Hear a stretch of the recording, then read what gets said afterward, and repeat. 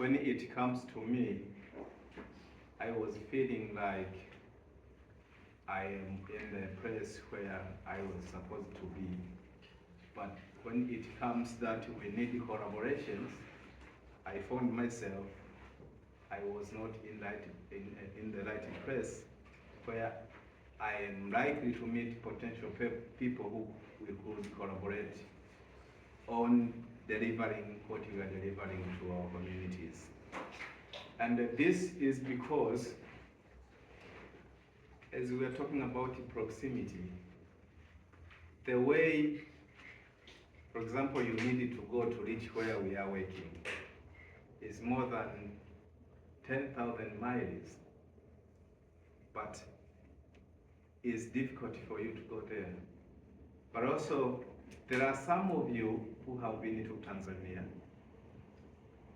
but most of them end in towns like Dar es Salaam, Zanzibar, and the Kilimanjaro, where they go to Mount Kilimanjaro, maybe Serengeti, just for where they can find good hotels, attractions that makes them feel happy. But there are some other things which we need to share in common, but we are unlikely to be there. So it is how it comes, the distance be considered as a challenge, a barrier for expressing what we have and what we would need from others. Janet, by chance, got to know where I was, and it was like, I was chatting to someone on Yahoo Messenger. That period, did I think it was a famous way of chatting with people?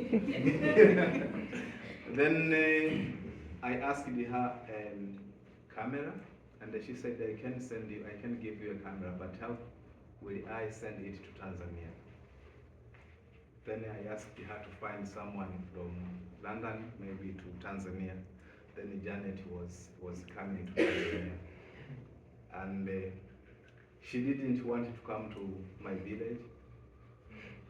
She wanted to meet me somewhere in town and come back. But when she listened from me, she decided to come to my village. I think by seeing how I was living, what I was doing to the people, how the people were living, then I think it probably is what made her think about supporting me.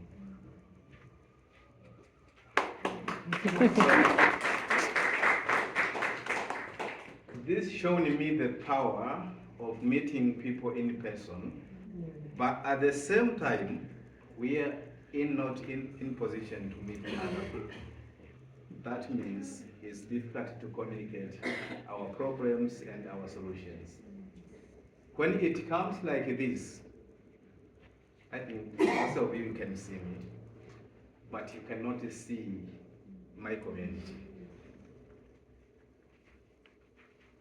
There is some power comes in you, maybe deciding working with us or not. I would not have been here. Single Family Foundation came to my side, and as I was working as a community-based organization, working directly with indigenous people. After reaching there is when they built the passion and the commitment of supporting Bonia Bidan. Otherwise, I think you will not have done that. By the way, I got in touch with Bill. It was like on a phone chat. He didn't understand who he was talking to. But when I met him in Dar es Salaam, is about 1,500 kilometers from Kigoma to Dar es Salaam.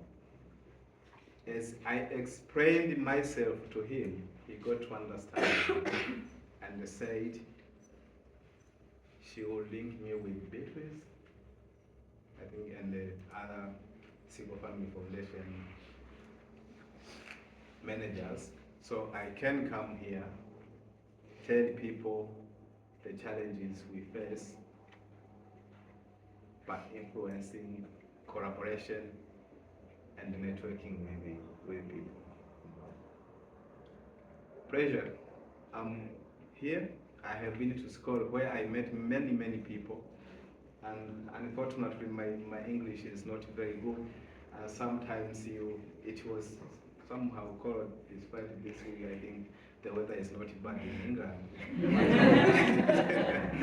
Sometimes when you go to speak to people who you think they are more powerful than you find sweating in the, yeah, you find sweating. That is, the reason is that we have no experience meeting with people who we think are more powerful than us, and we feel inferior when coming to explain something to them. So this is all about the distance between us. Yeah? And this is what has been restricting other funders to make decisions, especially on supporting small organizations like mine. It is a grassroots. It is not no one who know me, no one who know where I am. So when you send like an application to funding, most of them, that is one word which often I like to read on, unfortunately, we are unable to proceed with it. Yeah. So, yeah, as I'm asked to share my experience with the proximity, this is a brief which I can share with you as a barrier to our grassroots development. Thank you.